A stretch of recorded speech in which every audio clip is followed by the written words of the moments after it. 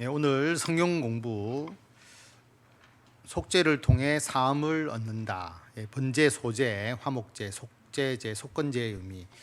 구약의 제사에 대해서 우리가 하나님의 말씀을 나누어 보고 구약의 제사가 지금 우리들의 신앙이 어떻게 연결이 되는가 이것을 우리가 한번 살펴보려고 합니다. 구약은 구약대로, 신약은 신약대로 생각을 하면 구약은 성경에서 잘라버리도 되지 않습니까? 지금 구약의 율법을 우리가 그대로 지키는 것도 아닌데 그럼 구약이 왜 존재하느냐? 신약만 보면 되지 않느냐? 이렇게 생각할 수 있는데 그게 아니고 구약은 모형이다라고 말씀을 드렸죠. 모델 하우스와 같다.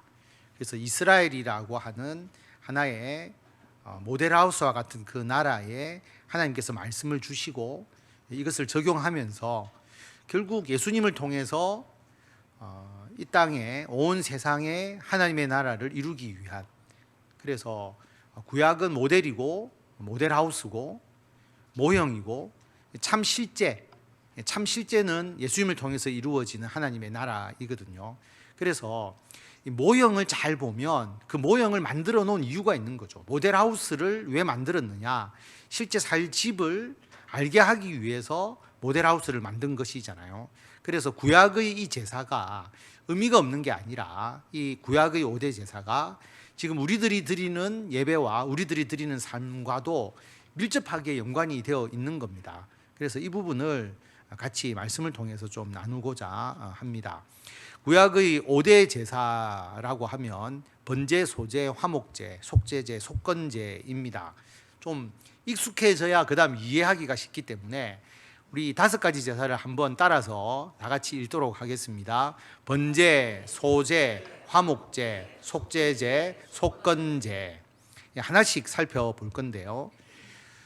번제는 쉽게 말하면 모든 것을 태운다라는 의미를 생각하시면 됩니다.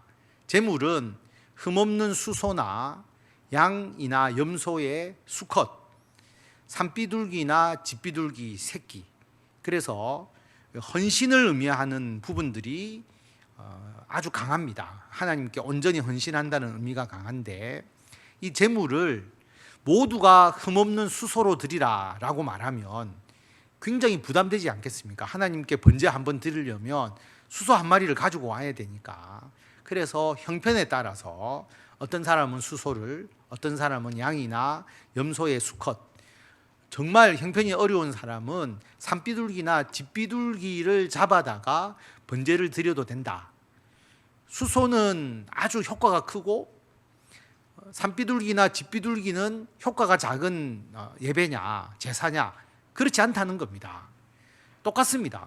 수소를 드리나 산비둘기나 집비둘기 새끼를 드리나 드리는 제사의 효력은 달라지지 않는다는 거죠. 그게 하나님의 제사법이죠. 무당은 여러분 그렇게 하지 않지 않습니까? 이 정도의 액땜을 하려면 2천만 원짜리 굿을 해야 된다. 100만 원짜리 굿을 해야 된다. 그 가격에 따라서 굿의 효임이 달라진다고 말하잖아요. 그래서 사입이고 미신인 것이죠. 하나님은 수소를 드릴 때 뭔가 큰 번제를 할 때는 수소를 드리고 그 다음에 우리들이 일반적으로 드릴 때는 산비둘기나 집비둘기를 드리라는 게 아니고 형편에 따라서 드리라고 하는 거죠. 그래서 정말 하나님께 바치고 싶고 내가 헌신하는 의미로 번제를 드리고 싶은데 형편이 되면 어떤 사람은 수소를 드릴 거고 정말 헌신하고 싶은데 정말 드릴 게 없을 때는 산비둘기나 집비둘기의 새끼로 드려도 된다고 하는 것이죠. 그래서 이 제물의 어떤 종류에 따라서 번제의 의미가 달라지는 것이 아니다. 그리고 이 번제는 모든 것을 불태웁니다. 물론 정확하게 들어가면 가죽은 불태우지 않고요. 제사를 드리는 제사장의 몫으로 돌려지고 하는 부분이 있지만 우리가 쉽게 다른 제사와 구분하기 위해서는 번제는 모든 것을 불태운다 이렇게 생각하시면 됩니다. 그게 번제이거든요. 그러면 지금 우리는 이 번제를 드리지 않죠. 특히 이스라엘 백성들은 개인적으로 드리는 번제는 이런 번제고요. 상번제라고 해서 매일 아침 저녁에 제물을 통해서 하루에 2번 제사장이 상번제, 매일 드리는 번제를 드려야 됐습니다. 그래서 그 제단에 불이 꺼지지 않도록 하는 의미도 포함이 되어 있거든요. 그래서 이 번제를 지금 우리들에게 적용하면 뭐하고 같으냐? 로마서 12장 1절에서 2절까지의 말씀을 우리가 다 같이 한 목소리로 읽도록 하겠습니다. 그러므로 형제들아 내가 하나님의 모든 자비하심으로 너희를 권하노니 너희 몸을 하나님이 기뻐하시는 거룩한 산 제물로 드리라. 이는 너희가 드릴 영적 예배니라. 너희는 이 세대를 본받지 말고 오직 마음을 새롭게 함으로 변화를 받아 하나님의 선하시고 기뻐하시고 온전하신 뜻이 무엇인지 분별하도록 하라. 아멘. 번제는 아침 저녁으로 상번제로 드리기도 하고 특별히 내가 헌신하고자 하는 의미로 하나님께 번제를 드리는데요. 이것을 우리에게 적용을 하면 뭐냐 하면 우리의 모든 삶을 하나님께 드리는 겁니다. 그래서 우리의 몸을 하나님이 기뻐하시는 거룩한 산 제물로 드리는 거죠. 우리의 몸을 제물로 드리는 건데 이것을 영적 예배다라고 그렇게 말합니다. 온전한 예배, 합당한 예배다. 그래서 예배를 우리가 주일날 와서 11시에 1시간 예배 드리는 것만 우리가 예배로 생각하는 게 아니고 우리의 몸을 하나님께 드리는 거니까 우리의 삶을 드리는 거잖아요. 그래서 일주일 동안 우리 아침부터 저녁까지 우리 가정 생활을 통해서 직장 생활을 통해서 우리들의 모든 인생을 통해서 하나님을 예배하고 하나님을 섬기는 것, 하나님의 영광을 나타내는 것, 이게 진정한 예배라고 하는 것이죠. 그래서 번제를 우리들에게 적용을 하면 우리의 삶 전체를 하나님께 드리는 것, 거룩한 산제물로 드리는 영적 예배, 이게 번제의 의미라고 볼 수가 있습니다. 그러면 어떻게 살아야 하느냐? 이 세대를 본받아서는 안 된다는 거죠. 이 시대의 풍조를 따라가면 안 됩니다. 이 시대는 하나님의 말씀과 역행하는 방향으로 더 죄악으로 물드는 방향으로 나아갈 수밖에 없거든요. 사람은 더 개인주의적이 되어가고 자기 본위주의적이 되어가고 더 욕망을 충족하려고 하고, 그런데 우리 그리스도인들은 이 세대를 본받지 않는 거죠. 우리는 변화를 받아서 하나님의 뜻대로, 하나님의 선하신 뜻이 뭔지, 하나님이 기뻐하시고 온전하신 뜻이 무엇인지를 분별해서 우리는 하나님의 뜻대로 살아가는 거거든요. 그것을 위해서 내 삶을 불태우는 겁니다. 산제물로 내가 드리는 거죠. 그래서 세상 사람들의 가정과 우리 그리스도인의 가정이 달라야 되는 것이고, 세상 사람들의 직장 생활과 우리들의 직장 생활이 달라야 하는 것이잖아요. 그래서 우리는 이 방향으로 나아가는 겁니다. 우리들의 온 삶을 하나님께 드리는 거죠. 그 번제를 우리는 하나님께 지금도 드리고 있고 계속 드려야 하는 것입니다. 그 다음에 소제가 있습니다. 다 한자어로 되어 있어서 사실 한자의 의미를 생각 안 하면 이 소제가 뭐 작을 소자인지 알 수가 없잖아요. 그런데 이 소제의 소자는 희다 또는 본래적이라는 의미의 소입니다. 그래서 이 소제라고 하는 것은 곡물을 드린다라고 하는 의미거든요. 그런데 곡물만 드리는 게 아니고 곡식 가루, 곱다라고 하는 것은 갈고 빻았다는 의미거든요. 빻은 곡식 가루로 드리거나 요즘으로 말하면 요리를 한 음식을 드리는 거예요. 화덕에 구운 것, 그 다음에 철판에, 또 철판이라고도 하고 요즘은 후라이팬이라고 하면 되죠. 후라이팬에 부친 것, 냄비에 넣고 끓인 것, 이런 음식을 하나님 앞에 가져오는 겁니다. 근데 이것은 모두 다 불태우느냐? 그렇지 않습니다. 기념물이라고 성경에 되어 있는데요, 가지고 오면 그것의 일부만, 한움큼이라고 되어 있는데 한 움큼만 딱 쥐해서 기름, 올리브유와 그 다음에 향을 내는 유향과 함께 앞에서 드린 상번제라고 해서 아침 저녁으로 늘 번제를 드린다고 했지 않습니까? 그 번제를 드리는 것에 그 한 움큼만 딱 올려놓는 거예요. 그것만 태웁니다. 그리고 나머지는 제사장의 목, 그 제사를 드리는 제사장의 몫이 되거든요. 그래서 소제는 우리들이 일상으로 드리는 음식, 일상으로 먹는 음식을 하나님께 예물로 드리는 겁니다. 그리고 소제를 드릴 때는 소금을 넣어야 된다라고 되어 있는데, 이 소금은 언약을 의미하거든요. 소금 언약. 하나님께서 나에게 주신 그 언약을 기억하면서 감사함으로 내가 먹는 음식 가운데서 하나님께 예배드리고 감사하는 것, 이게 소제의 의미입니다. 그러면 지금 우리들에게 있어서의 소제는 뭘까? 제일 중요한 게, 우리가 주기도문에 보면 우리에게 날마다 일용할 양식을 주시옵고 라는 말이 있잖아요. 우리가 매일 식사를 하면서 실제로 그 식사를 소제로 하나님께 드린다면 그 식사 중에서 한 움큼을 딱 떼다가 그 다음에 하나님께 드리는 의미, 그게 소제거든요. 그래서 예전에 보면, 예전에 시골은 돈을 벌 수가 없잖아요. 근데 농사는 짓죠. 그래서 교회에 예전에 성미라고 해서 헌금은 하지 못하니까 그때는 쌀 농사 지은 것, 집에 있는 쌀 가마니에서 쌀을 퍼다가 성미를 교회에 가져오죠. 그럼 성미를 모아서 밥도 먹고, 그 다음에 목사님이나 전도사님 사례를 성미로 드리는 경우가 있었잖아요. 어떻게 보면 소제의 의미에 굉장히 적합한 겁니다. 내가 먹는 그 음식, 쌀 중에서 일부를 가져다가 하나님께 드리는 의미, 이 성미의 의미가, 소제의 의미가 있는 것이죠. 근데 지금은 우리가 쌀을 가져오지 않으니까, 여러분 쌀 농사도 안 짓는데 쌀 사다서 가져와야 되는 거잖아요. 그래서 헌금을 하지만 이 의미는 뭐냐 하면, 우리에게 날마다 일용할 양식을 하나님께서 주신다. 그리고 나를 하나님께서 날마다 일용할 양식으로 보살펴 주신다는 소금 언약, 하나님이 나를 돌보신다는 그 언약을 믿고 감사하는 것이죠. 이게 소제의 의미입니다. 제가 어릴 때 항상 식탁에 둘러 앉으면, 어릴 때 다 옆에 손을 잡게 하시고요, 아버지가 이 찬양을 불렀거든요. 날마다 우리에게 양식을 주시니 은혜로우신 하나님 참 감사합니다. 저는 이 찬양이 악보가 있는 줄 몰랐어요. 한 번도 악보를 본 적이 없습니다. 그런데 뭐 아시는 분도 있고 모르시는 분도 있을 것 같아서 제가 악보가 있나 하고 한번 검색을 해보니까 악보가 있더라고요.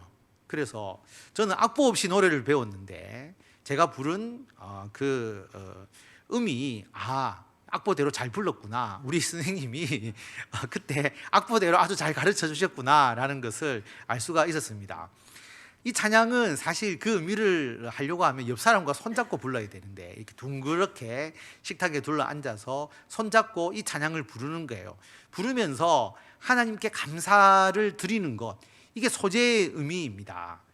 우리가 반주는 없지만 짧으니까 찬양을 할 건데, 가능한 옆에 있는 분과 손잡아서 부르시면 더 좋을 것 같습니다. 같이 식탁에 앉아 있다라고 생각하시고, 날마다 우리에게 양식을 주시니 은혜로우신 하나님 참 감사합니다. 우리가 식탁을 함께 나누는 의미로 우리가 손을 잡고 우리 이 찬양 한번 부르도록 하겠습니다. 날마다 우리에게 양식을 주시니 은혜로우신 하나님 참 감사합니다. 아멘.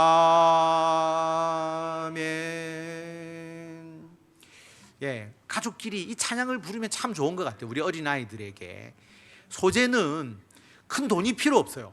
그러니까 소제는 송아지를 또는 양을, 염소를 드리지 않아도 되고요, 자기가 늘 먹는 그 음식 중에서 일부를 하나님께 드려도 되는 그 제사거든요. 그러니까 이 소제는 누구나 감사하면서 드릴 수 있는 예물이기 때문에, 여러분 식사할 때마다 감사기도 하잖아요. 그게 우리의 소제물입니다.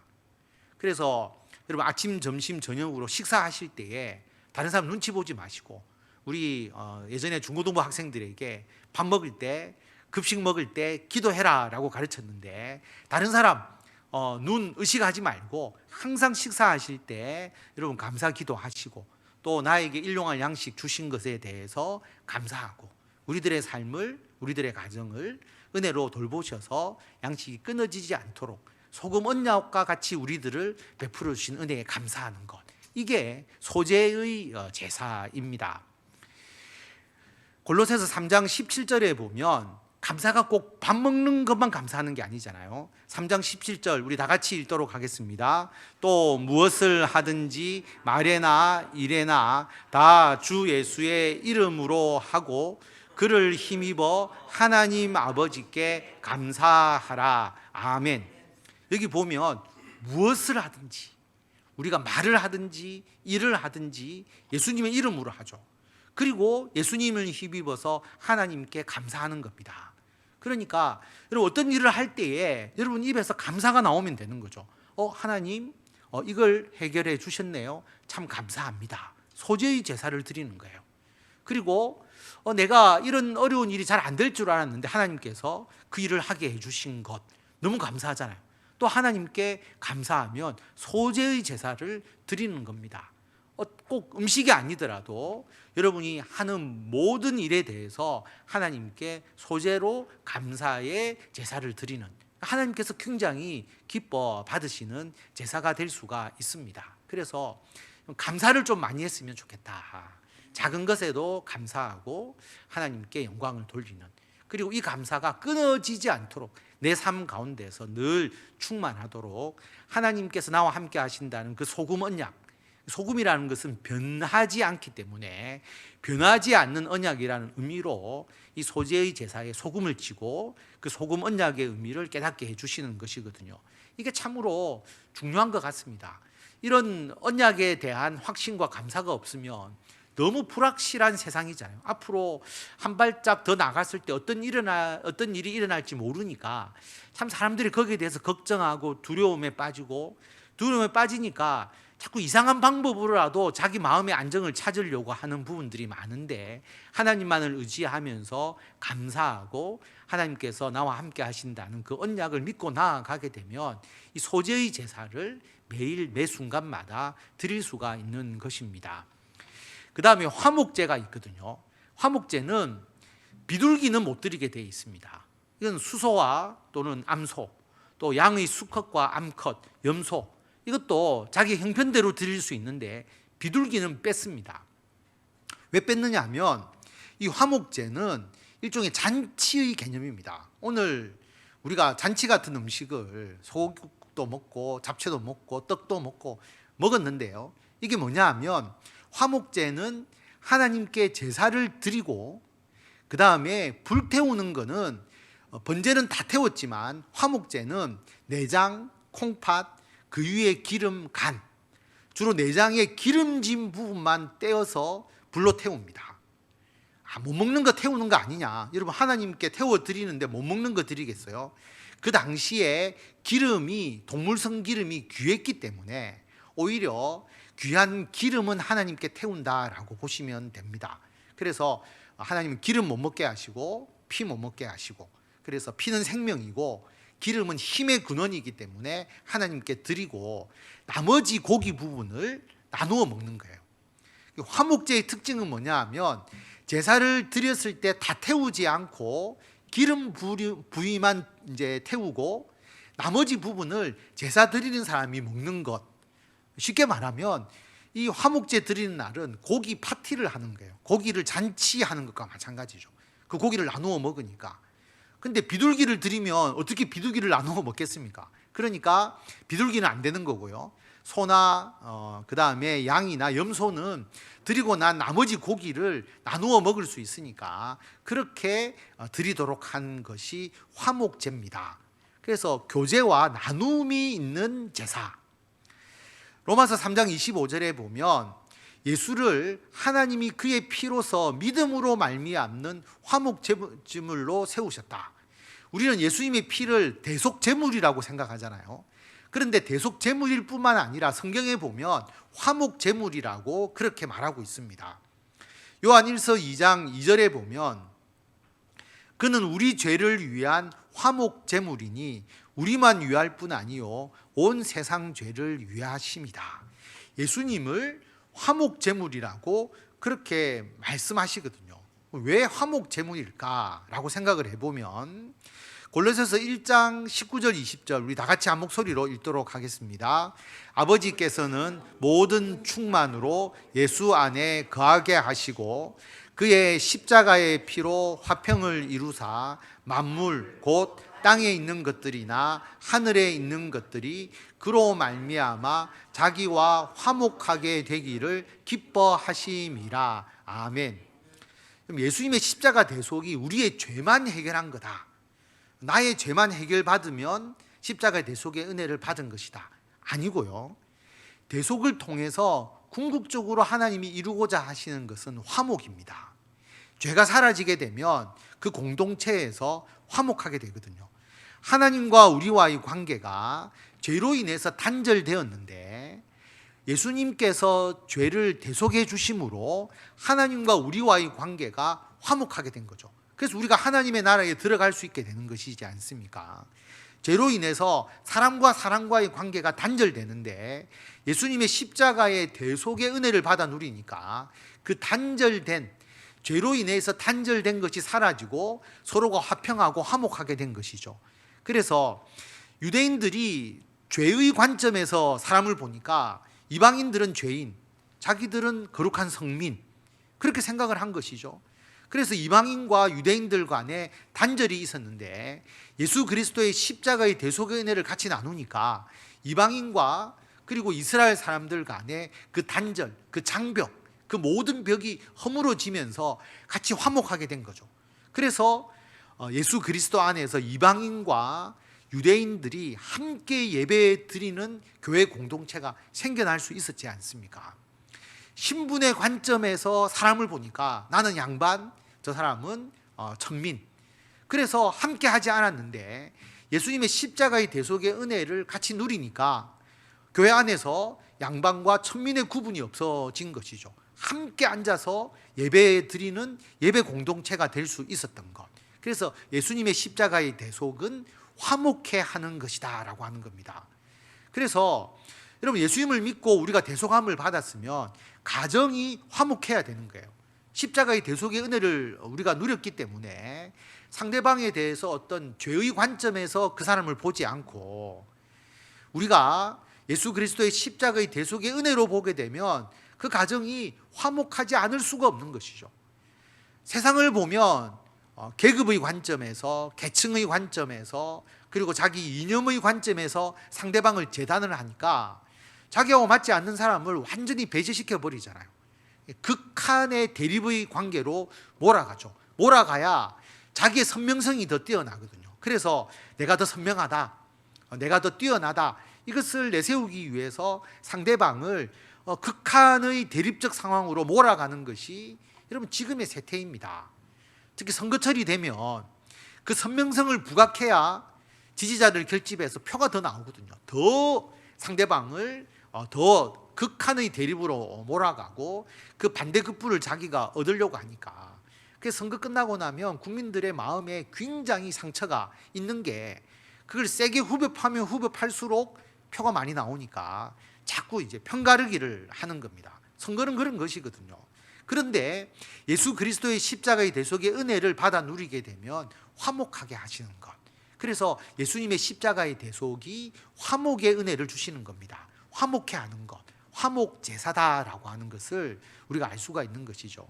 그래서 여러분, 우리 가정에서 그리고 우리의 직장, 우리의 교회에서 서로가 함께 나눔으로써 내가 드리는 예배지만 그 예배를 통해서 함께 나눔이 있는 겁니다.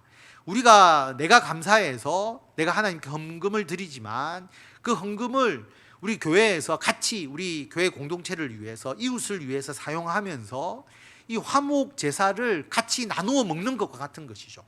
주일날 같이 식사를 나누어 먹으면서 우리가 화목하게 하는 것, 이 나눔이라고 하는 것 굉장히 중요한 예배의 한 부분입니다. 혼자서 우리가 예배 드리지 않잖아요. 함께 교회에 모여서 예배 드리는 것도 그 공동체의 나눔이고, 그래서 예배를 통해서 그 다음에 우리 교회 공동체를 통해서 화목하게 되는 그 나눔을 실천하는 것이 화목제사의 의미다라고 하는 것을 알 수가 있습니다. 그 다음이 속죄제거든요. 오늘 11시 예배 때 제가 설교한 내용도 이와 관련된 겁니다. 제사장이 범죄하면, 그리고 이스라엘 온 회중이 범죄하면 제사장의 범죄를 아주 크게 다루고 있음을 알 수가 있죠. 왜냐하면 죄를 대속하는 업무를 해야 되는 제사장이 범죄를 하면 일반적인 그런 대속 제물로 되지 않고 이스라엘 회중이 대속 제사를 드리는 정도의 제물, 수송아지를 바치도록 그렇게 하고 있고요. 족장, 지도자죠. 순염소, 일반 평민은 암염소 또는 암컷 어린 양, 이것을 제물로 드리도록. 그래서 이것은 죄의 강도에 따라서 제물의 종류를 정하셨습니다. 그래서 큰 죄일수록 제물의 가치가 더 커야 된다라고 하는 것을 속죄제에서는 이야기를 하고 있죠. 번제는 형편에 따라 드려야 되기 때문에 이런 딱 지정된 것이 없었는데 자기 형편에 따라 드리면 되는데, 속죄제는 그렇지 않습니다.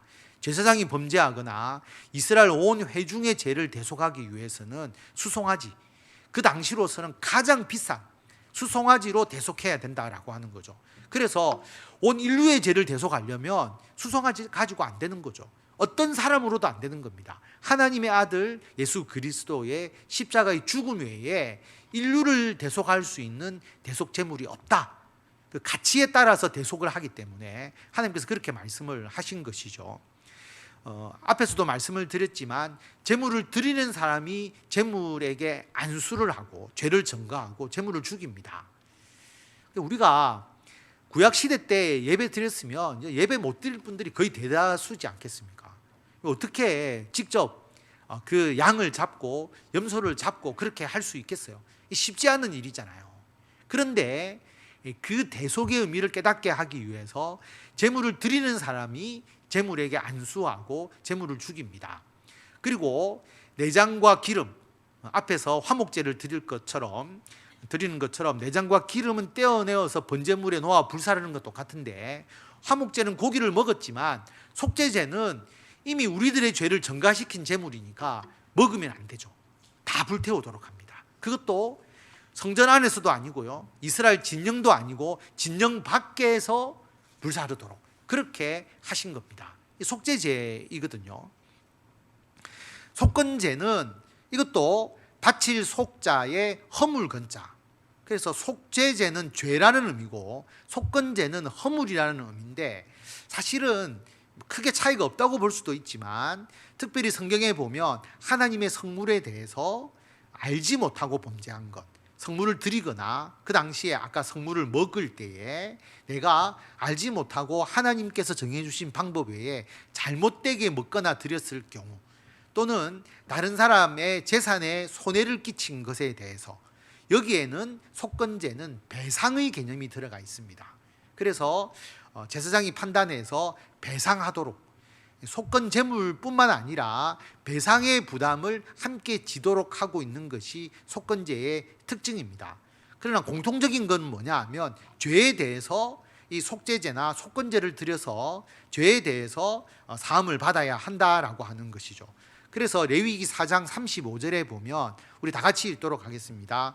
이같이 제사장이 그가 범한 죄에 대하여 그를 위하여 속죄한즉 그가 사함을 받으리라. 아멘. 제가 이 레위기를 가지고 새벽 기도를 인도하는데 끝나고 난 뒤에 한 분이 저에게 카톡을 보내오셨어요. 우리 교회 성도님은 아닌데 새벽 기도를 늘 나오시다가 안 나오시더라고요. 그래서 무슨 일이 있나 이렇게 생각을 했는데, 그분이 하시는 이야기가 남편이 은퇴를 하고 새벽 기도 알람을 맞춰 놓으니까 남편이 새벽에 깨니까 그냥 힘들어 한다는 거죠. 그래서 자기 알람을 자꾸 꺼놓는데요. 그러니까 아침에 그 알람이 안 울리니까 자기가 이제 새벽 기도를 못 나오는 거예요. 너무나 자기가 죄책감에 사로잡혀가지고 힘들어해서 그날은 눈이 떠져서 새벽 기도에 남았는데, 이 레위기 이 말씀을 제가 이제 강독을 한 겁니다. 그러면서 본인이 깨달은 게 있다고 저한테 말씀을 하시는 거예요. 어떤 완벽한 신앙, 자기는 새벽 기도를 나오지 못해서 굉장히 죄책감에 사로잡혀 있었는데, 신앙을 완벽하게 행하는 것보다 더 중요한 게 뭐냐 하면 내가 부족하다는 것을 인정하고 내가 속죄하고 사함을 받는 것이 더 중요하다. 이거거든요. 그날 제가 말씀을 드린 것도 뭐냐 하면, 여러분 우리가 모든 것을 다 잘하고 완벽하게 하려고 하면 힘들어서 어떻게 신앙생활을 하겠어요.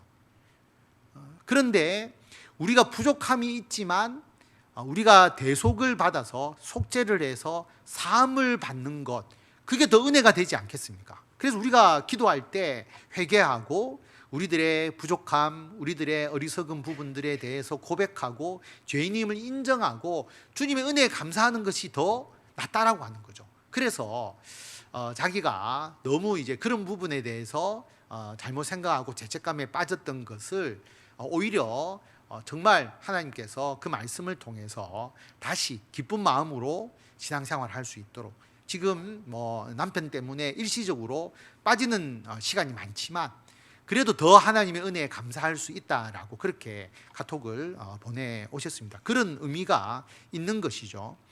갈라디아서 1장 4절 5절에 보면 그리스도께서 하나님 아버지 곧 우리 아버지의 뜻을 따라 악한 세대에서 우리를 건지시려고 우리 죄를 대속하기 위해서 자기 몸을 주셨다라고 하는 겁니다. 여러분, 예수님께서 우리 죄를 대속하려고 몸을 주셨잖아요. 그러므로 우리는 그 대속의 은혜를 받아 누리면 되는 것이거든요. 그래서 그 대속이라는 것을 이해하는 게 중요합니다. 여러분, 완벽하게 모든 걸 다 하려고 하면 여러분 정말 스트레스 받을 거예요. 특히 일을 해보시는 분들은 100을 추구하다가 지금 내가 90에서 95 정도로 내가 완벽을 더 추구하려고 하면 신경 쓸 것이 굉장히 많은데, 여러분 거기서 95에서 1을 더 완벽을 추구하려면 한 10배는 더 필요합니다. 실제로 1 정도 더 높이는데 굉장히 많은 게 필요하거든요. 너무 스트레스 받고 힘들 겁니다. 그래서 완벽을 추구하기보다는 대속의 은혜를 우리가 나누는 것이 중요하다. 가정이나 직장에서도 여러분 모든 가족들에게 어떤 완벽을 추구해서 너희들 100% 이렇게 다 해, 그렇게 하게 되면 굉장히 힘든 가정이 되는데, 혹 부족한 게 있더라도 여러분이 대속해 주는 겁니다. 여러분이 용서해 주고 못하는 부분을 여러분들이 채워주고 여러분들이 보살펴 주고, 대속을 생각하게 되면 그 가정과 그 직장과 그 교회가 은혜가 풍성한데, 모두가 완벽을 추구하면서 그 허물을 이제 지적하거나 또 그 허물 없이 모든 것을 완벽하게 만들려고 하면 정말 어렵고 힘든 그런 가정과 직장과 교회가 되는 것이거든요. 그래서 대속의 은혜를 우리가 잘 이해하는 것이 필요하다. 그리고 에베소서 1장 7절, 그 은혜의 풍성함을 따라 그의 피로 말미암아 속량 죄 사함을 받았다. 죄를 안 짓는 게 아니라 죄를 사함 받는 게 중요한 겁니다. 사해 주시니까 은혜가 있잖아요. 감사가 있잖아요. 그래서 여러분 이거 잘 못한다라고 지적해서 그 문제를 오히려 문제로 삼는 것보다는 그것을 사해 주고 그리고 그것을 속량해 줌으로써 오히려 은혜가 풍성한 그런 가정과 직장과 교회가 되는 것이 훨씬 더 중요하다. 이게 대속의 신앙이다라고 하는 것을 우리가 알 수가 있습니다. 그래서 오늘 대속의 신앙 성경 공부하고 난 이후에 집에 가셔서 가족들을 보시고 예전하고 똑같은 문제가 보일 거예요. 이런 문제, 이런 문제. 근데 예전에는 잔소리를 한 번 더 했다면 지금은 잔소리를 하나 줄이시고 대속의 은혜를 나누시면 돼요. 그것을 내가 보충해주고 내가 이것을 해주고 그리고 함께 그 은혜를 나누는 거죠. 그러면 죄를 지었거나 잘못한 사람도 충분히 이야기하지 않겠어요. 아, 내가 이런 부분이 부족했다라고 인정을 하고, 그 인정한 것에 대해서 또 가족이 베풀어주고, 그렇게 하면 가족이 굉장히 아름다운 모습으로 대속의 신앙으로 나아가게 될 것이다. 이것을 우리가 알 수가 있습니다. 그래서 오늘 우리 아동부에서 지난주에 수요일 날 예수님 그 세족식 하는 발 씻는 장면이 지난주 본문이거든. 수요일 날 본문이어서 오늘 이 내용을 가지고 나누면서 두 가지를 이야기했습니다. 우리 아이들에게. 하나는 너가 하기 싫은 일, 또 다른 사람이 하기 싫은 일을 누가 해야 되느냐. 발 씻는 일 하기 싫은 일인데 예수님께서 하지 않았느냐. 그래서 그 일을 너가 감당해야 된다. 그래서 방 치우는 일, 너가 하고 싶은 일이냐 물어보니까 다 치우기 싫대요. 그러면 이번 주에 집에 가서 방 치우는 일을 너희들이 스스로 하라. 그렇게 교육을 했는데 한 일주일 동안 한번 잘 지켜보십시오. 얼만큼 열심히 치우는지. 그리고 아이들이 이런 게 있잖아요. 아니 형이 그랬는데요. 내가 한 게 아닌데요. 왜 나보고 그거 하라고 하세요.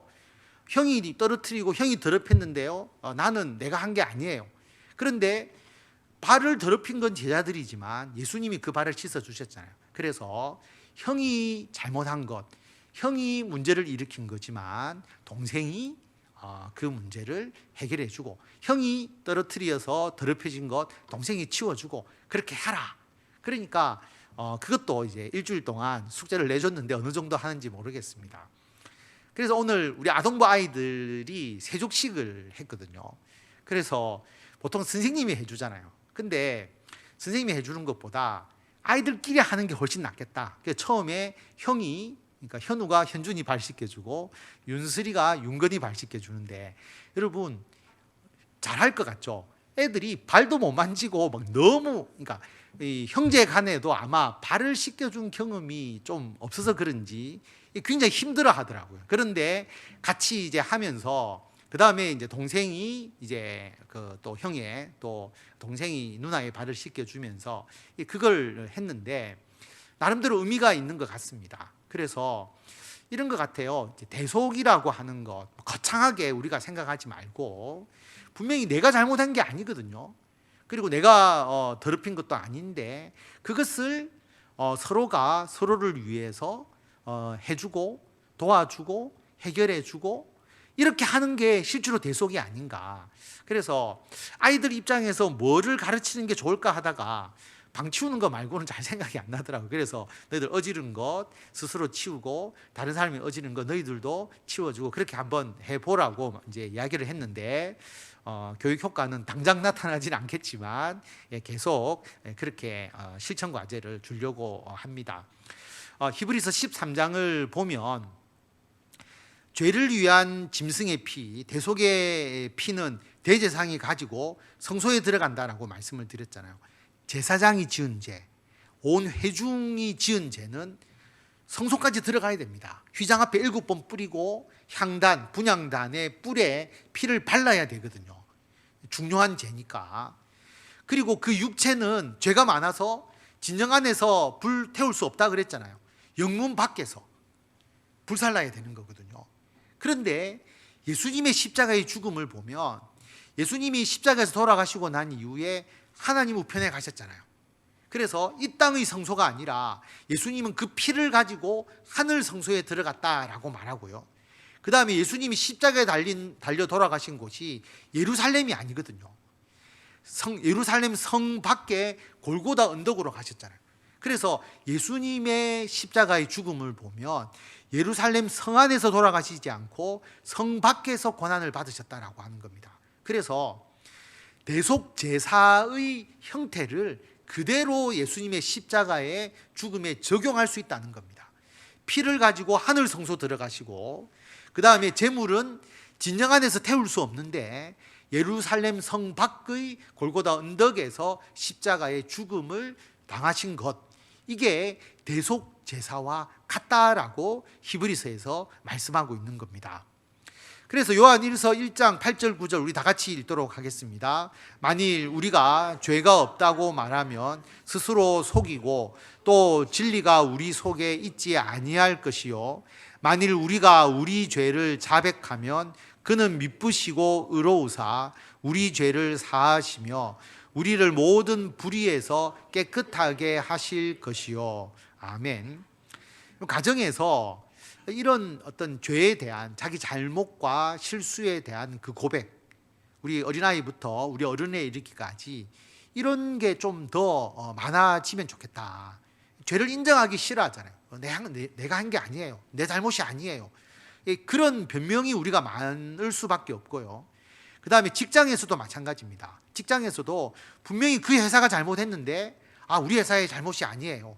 이런 식으로 이제 발뺌을 하게 되는데, 여러분 과거에는 그게 통할지 몰라도 지금 시대는 정보가 다 오픈되어 있잖아요. 거짓말은 언제든지 들통날 수밖에 없죠. SNS를. 그래서 그게 거짓말인 게 드러나면 그 회사는 더 피해를 입게 됩니다. 그래서 빨리 수습하려고 하면 오히려 죄를 고백하고 자백하는 게 낫다. 옛날에는 자동차의 결함을 숨기려고 했는데 요즘은 적극적으로 리콜을 하잖아요. 그래서 이 결함이 있으니까 우리가 수리해 주겠습니다. 이게 더 낫다라고 하는 거거든요.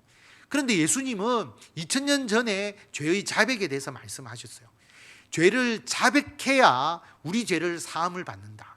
그런데 마치 내가 죄가 없는 것처럼 말하면 스스로 속이고 진리가 없는 것이다. 그래서 여러분, 죄인이라고 하는 고백, 나의 죄와 나의 잘못이라는 고백이 교회에서 더 많이 나와야 되는 것이죠. 그래서 자기의 잘못에 대한 인정, 자기 잘못에 대한 사과, 이런 것이 더 교회 안에서 더 풍성하게 이루어지고, 이게 그 사람을 미워하는 게 아니라 죄를 인정했을 때 70번에 7번이라도 용서하면서 품어주고 십자가의 대속의 은혜를 나누는 그런 교회가 되어야 되고, 그 교회의 가르침이 우리들의 가정에서, 우리들의 직장에서 나타나야 되고, 우리들의 사회에서도 오늘 사과의 4가지의 원칙 이야기했지만, 사과하는 것도 아니고 이런 그런 게 아니고 진정한 사과가 우리 사회에 있게 됨으로써 그런 모습들을 이렇게 본받아 나가고 확산되어 가는 그런 사회가 되어야 되는데, 전부 다 진정하게 사과하지 않고 그냥 말장난처럼 하면서 그 당시의 상황만 벗어나게 하는 그런 식의 사회가 되니까 참 우리 사회가 어두워져 가고 있는 것이거든요. 예수님께서 우리에게 말씀하신 것, 죄가 없다고 말하면 스스로 속이는 거다. 진리가 너희 속에 없는 거다. 그런데 오히려 죄를 자백하면 우리 죄를 사회해 주시고, 죄를 자백해야 우리의 모든 불의에서 깨끗하게 된다라고 하는 겁니다. 그래서 회개, 죄의 고백, 그 다음에 내 자복, 이게 중요한 거죠. 이게 없이는 십자가의 대속의 은혜가 없는 겁니다. 그래서 앞에 거를 빼고 그냥 십자가의 대속의 은혜만 생각하는 경우가 많은데, 잘못된 십자가의 대속의 은혜에 대한 내용이다 라고 하는 것이죠. 그래서 영화 미락 이야기를 제가 너무 많이 해가지고 또 미락 얘기냐라고 하실 수 있는데, 아이를 유괴하고 살인한 살인범이 감옥에서 예수 믿고 자기는 이제 대속을 받았다, 죄가 없다. 근데 그 아이의 어머니였던 전도연이 나중에 예수님을 믿고 자기는 정말 그 아들을 죽인 그 사람을 용서할 수 없었는데 예수님을 믿고 용서하게 된 거죠.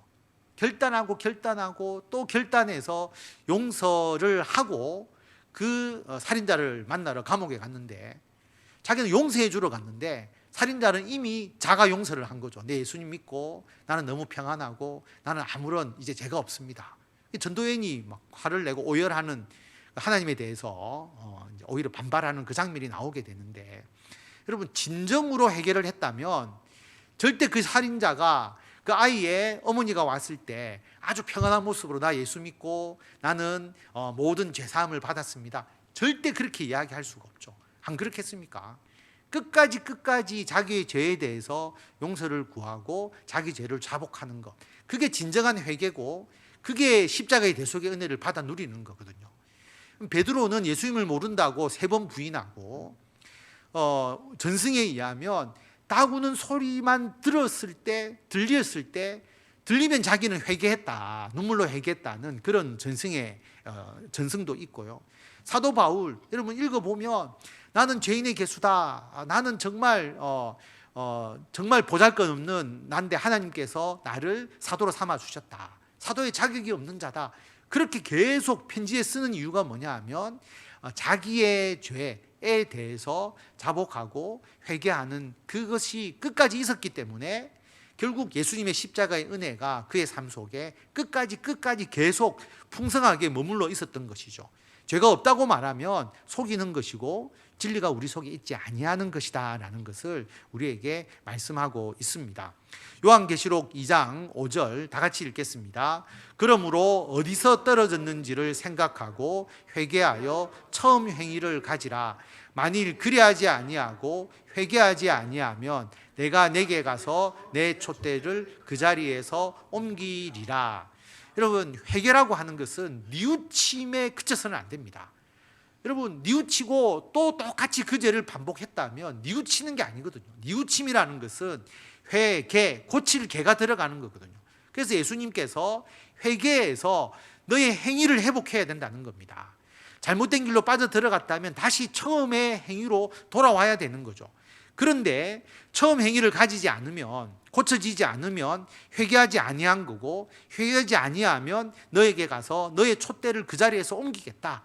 그래서 일곱 교회에 대해서 촛대를 옮긴다는 것은 주님이 그 교회를 쓰시지 않는 거잖아요. 그래서 여러분, 우리가 잘못하는 부분이 있다면 회개하고 그 행위를 고쳐야 되고, 그 행위를 고치기 위해서 철저한 자기의 뉘우침과 반성이 있어야 우리들의 회개가 진정으로 가능하게 된다. 하나님의 쓰임을 받을 수 있다라고 하는 것을 우리에게 말씀하고 있는 것입니다.